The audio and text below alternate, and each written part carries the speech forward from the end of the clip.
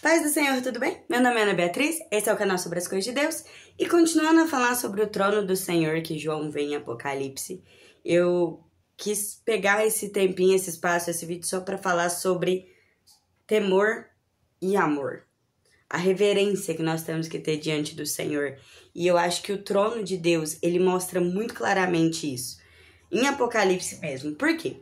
Porque quando João vê o trono de Deus, ele explica como que o trono é, igual a gente falou no vídeo passado, mas ele não consegue falar de quem está sentado. Ele não consegue falar do Deus que está ali diante dele, de quem está sentado nesse trono. Porque é uma pessoa que ele não consegue expressar a grandeza. É indecifrável, é indefinível, é grandioso demais. E eu acredito que muitas vezes a gente perde a noção do quão grande é o nosso Deus. Que a gente perde a noção do quão maravilhoso é o Deus criador de todas as coisas.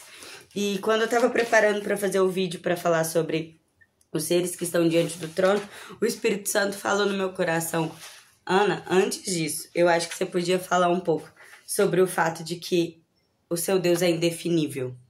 Ele é grande demais, ele é poderoso demais, ele tem personalidade, ele tem vida, ele tem ação, ele tem características de pessoa, não é um espírito, não é uma luz, não é uma energia cósmica, é Deus. E Deus Todo-Poderoso, que tem um trono, quando ele tá dentro dele, João não ousa nem descrever ele, porque ele é tão indecifrável, tão maior do que o que a gente está acostumado dentro, né, do nosso tamanhozinho.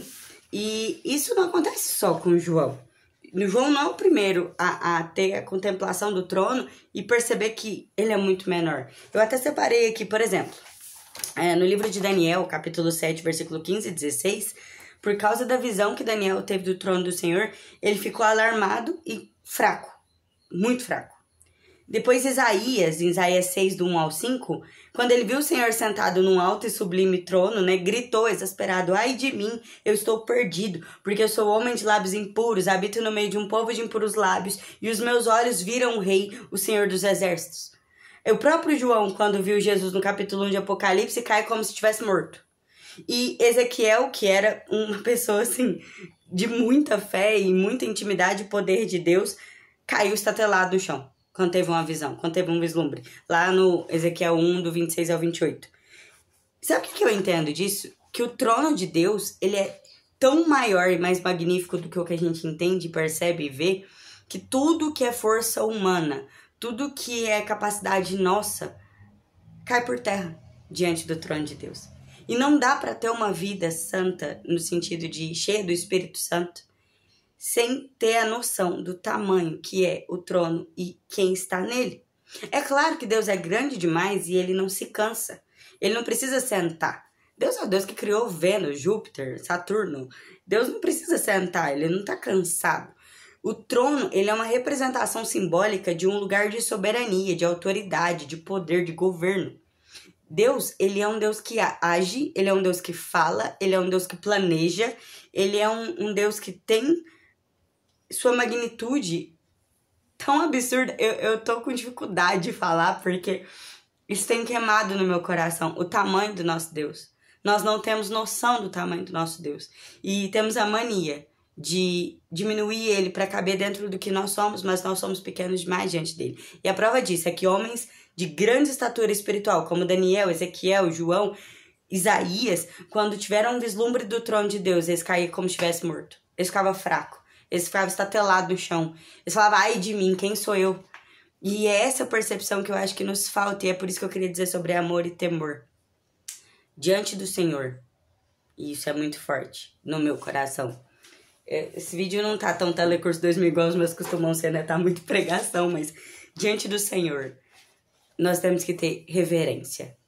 E essa reverência, ela deveria ser uma mistura saudável entre amor, temor e palavra.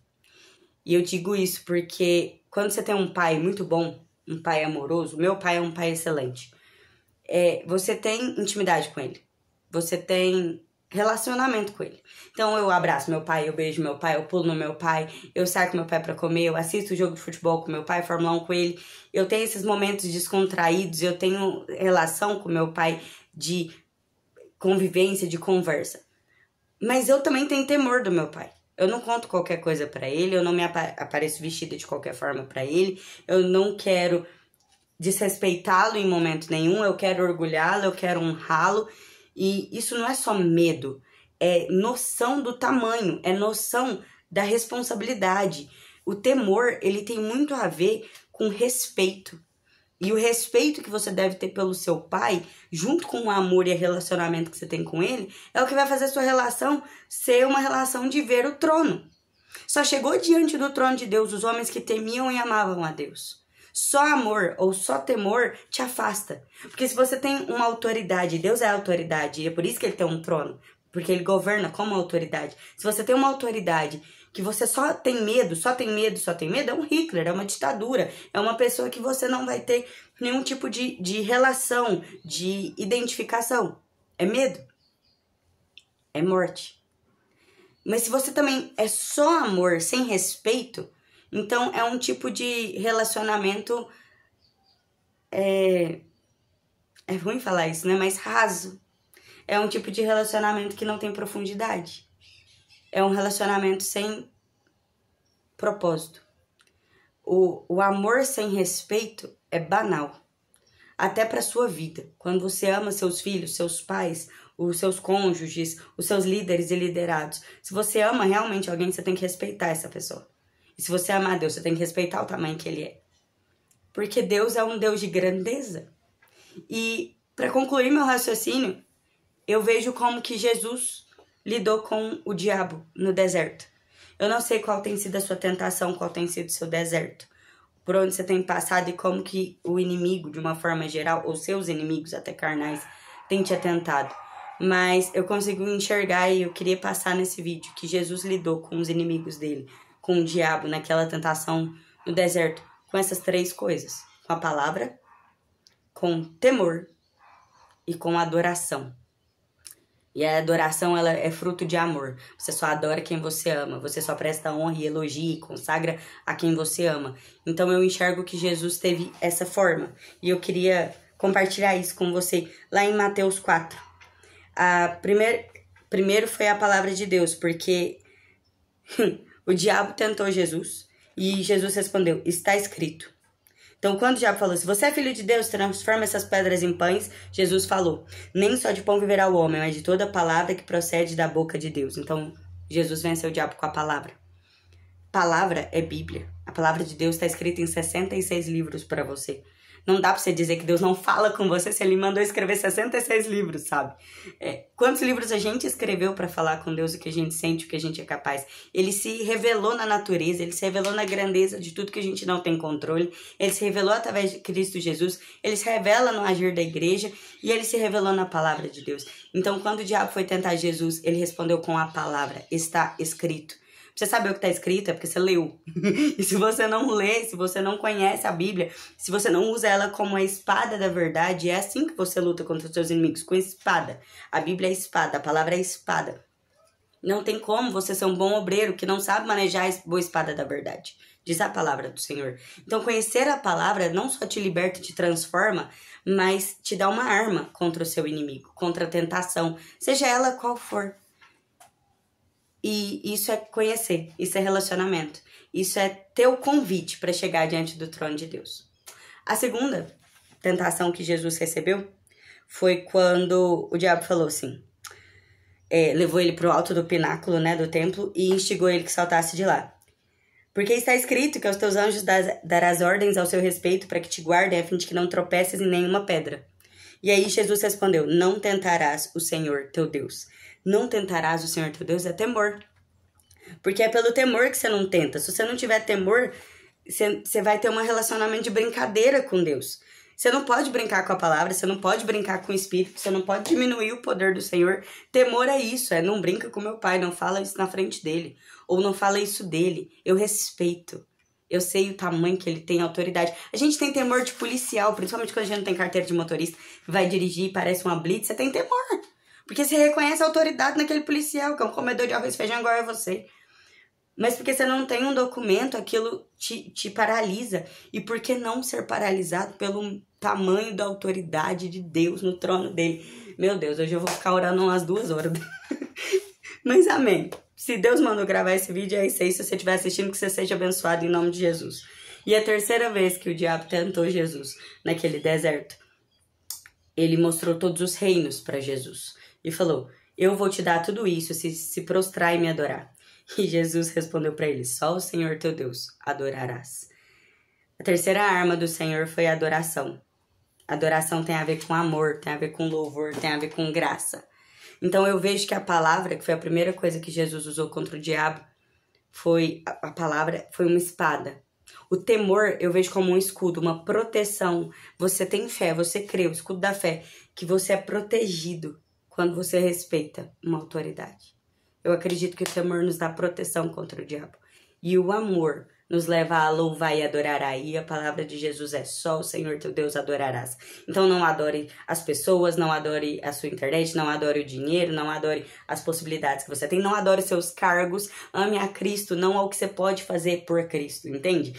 O que você e eu, o que nós conseguimos fazer dentro da igreja do Senhor é pequeno demais, perto do que o Senhor faz e fez. Então, amor, temor, relacionamento com palavra, conhecer a Deus na palavra, relacionar com Ele em amor e adoração e temê-lo, sendo protegido pelo tamanho que Ele tem, pela autoridade que Ele é, pelo fato de grandes homens do Senhor, consagrados e santificados, caírem estatalados quando viram o trono. Quando eu tive a minha primeira experiência com o poder de Deus, eu lembro que eu falei assim, Senhor, eu quero ter uma noção da sua grandeza. E uma mulher que eu nunca vi na minha vida chegou perto de mim e falou assim, o Senhor está derramando uma gota do poder que sai do trono dele. E eu caí no chão. E eu fiquei ali uma meia hora.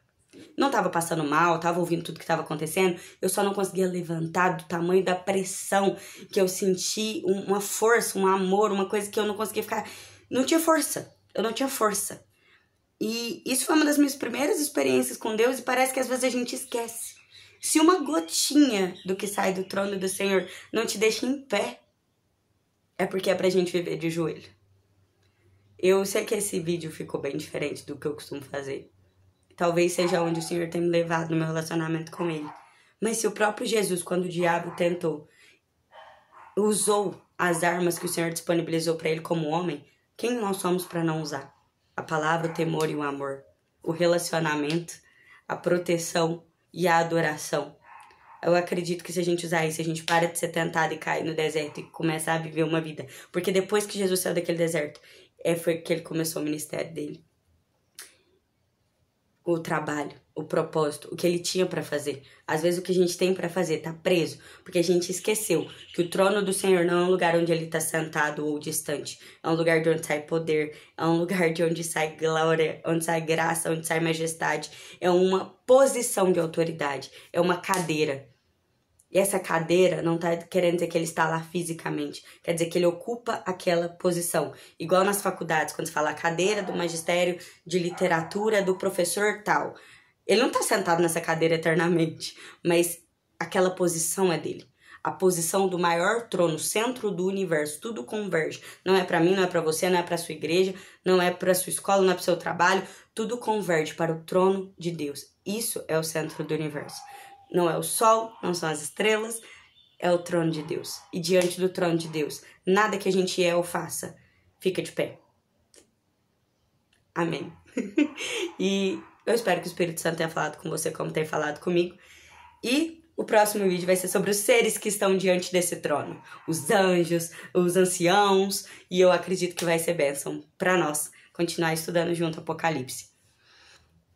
E que seu coração seja cheio como o meu, do fato de que esse Deus grandioso te amou, te escolheu, te conhece pelo nome, sabe cada fio do seu cabelo, cada consequência de ação sua e se dispõe, através do Espírito Santo, a guiar os seus pensamentos, caminhos e vontades, a andar no caminho que é estreito e que leva para esse trono. Eu acredito que o maior sonho das nossas vidas deve ser caminhar diante desse trono, ir para esse trono, com amor, tremor e reverência, porque ele é muito maior do que o que a gente consegue imaginar. Amém? Glória a Deus. Que o Senhor te favoreça.